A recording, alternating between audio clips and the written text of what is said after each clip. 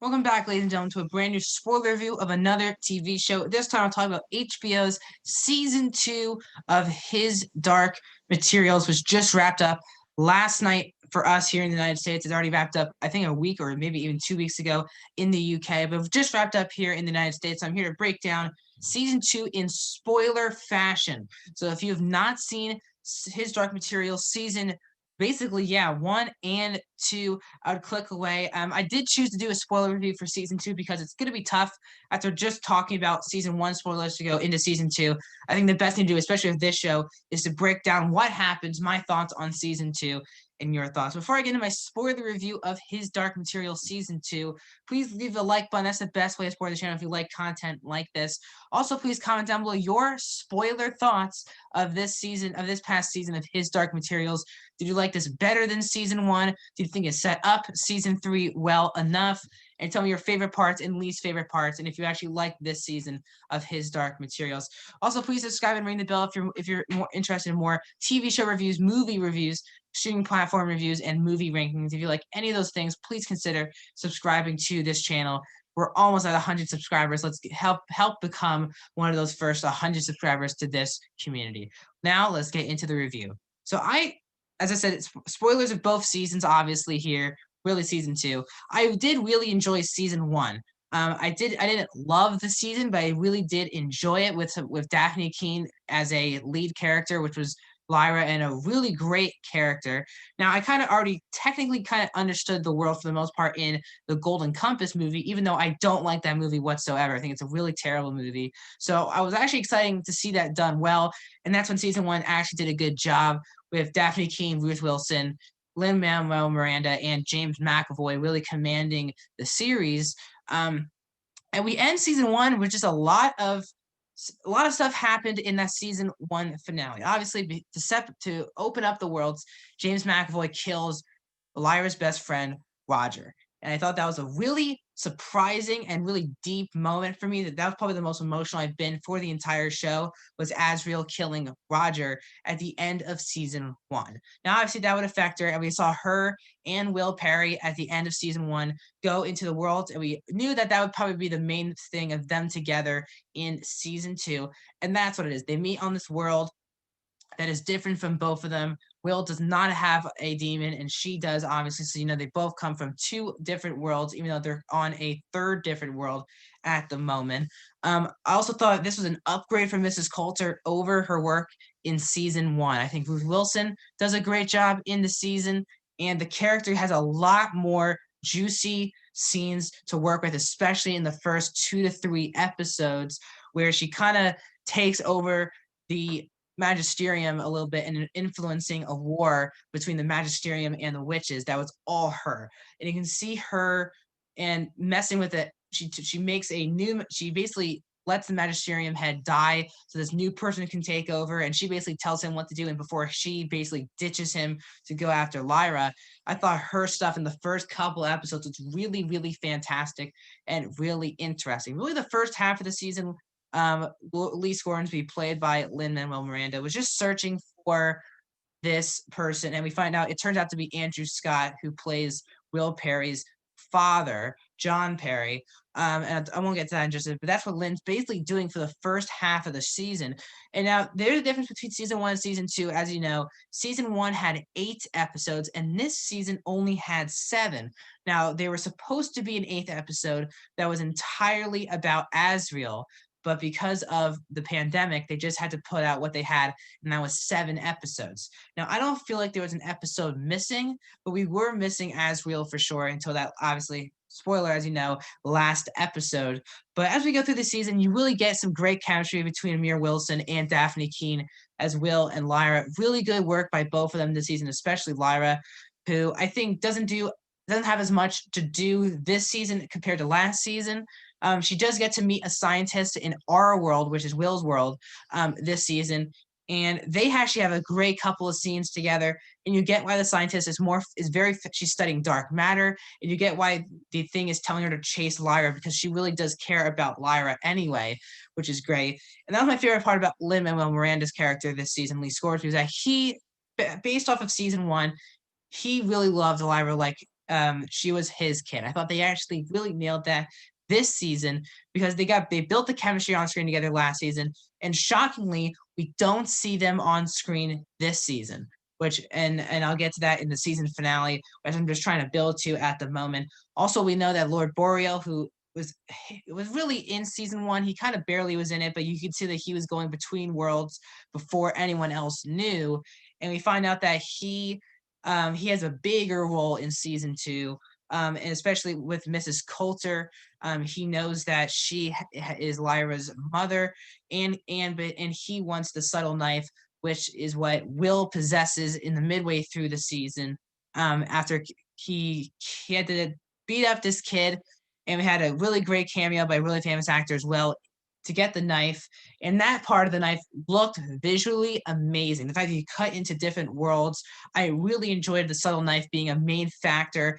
And it seems like it's going to be even more of a factor in season 3, especially with Asriel's army. But I did think that Will did a good job, and Amir Wilson did a good job just compelling that, his fingers are getting cut off.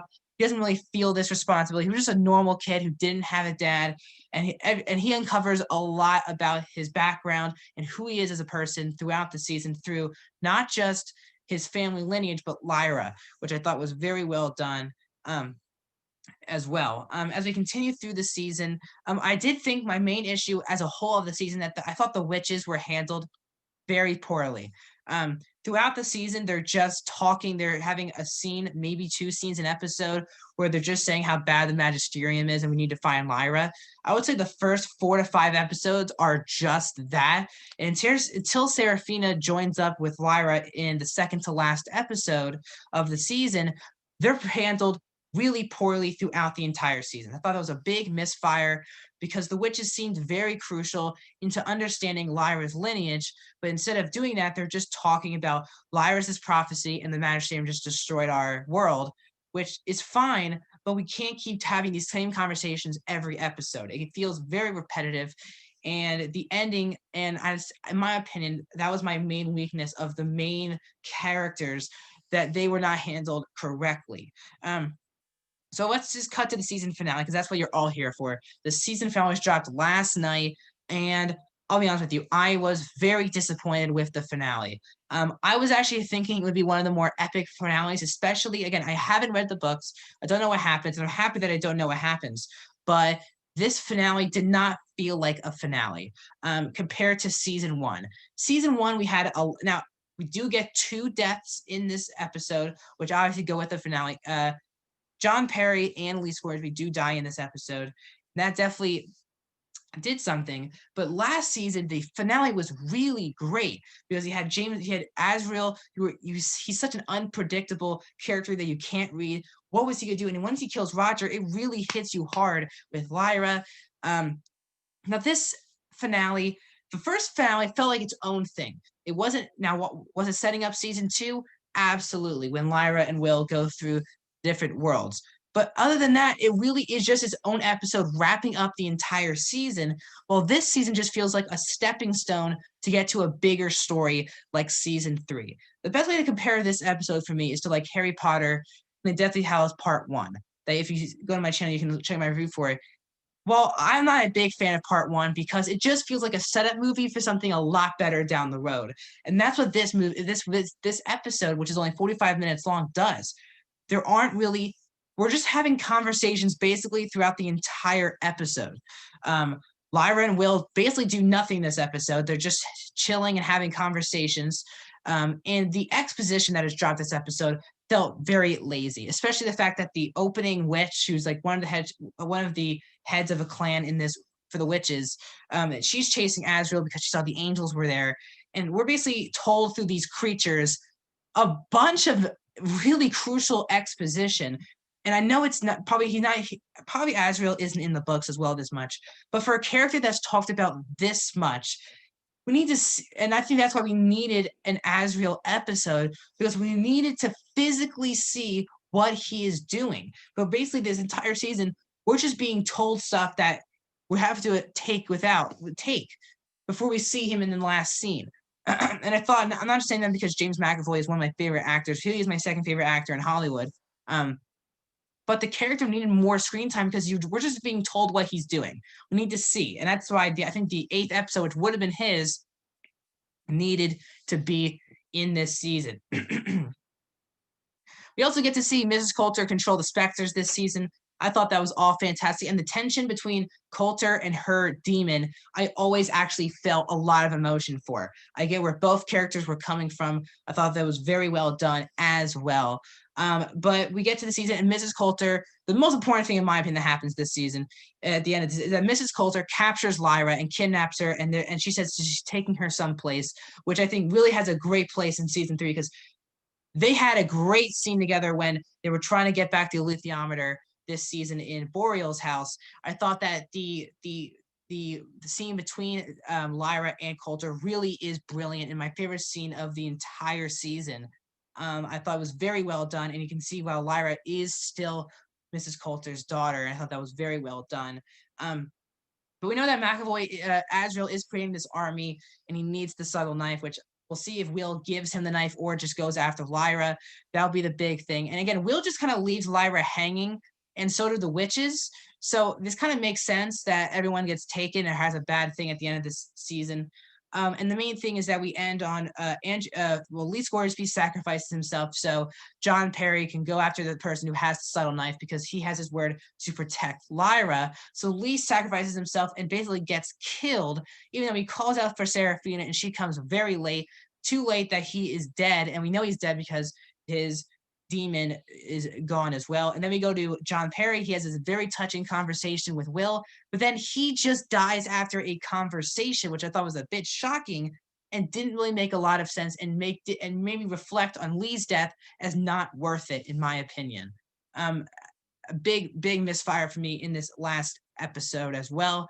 And then as we get to finally hear James McAvoy's voice. I was like, are we going to see him or just hear him? He had a very busy schedule the last couple of years, so who knows if he would actually film a lot of scenes. And he does film one scene where he's calling to the angels if they have their back, and the angels do have Azrael's back for this war against the Magisterium, against the authority. And that sets up a bigger story heading into season 3. Now, obviously, as you know, I'm wrapping up this review. I definitely preferred season 1 and felt the season 2 finale to be very underwhelming and a pretty much a exposition fest, setting up something a lot better in season 3. So overall, guys, I'm going to give season 2 of His Dark Materials a 68%, a 3.5 out of 5. A season where it had a lot of hit and misses.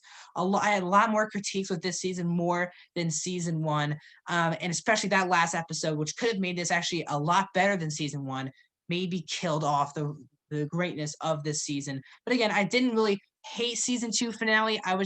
I really didn't like it. A lot of the choices that were made, I'm very much against. So overall, guys, thank you for joining me on my review of His Dark Materials. Later today, I'll be giving you my top 10 best movies of 2020.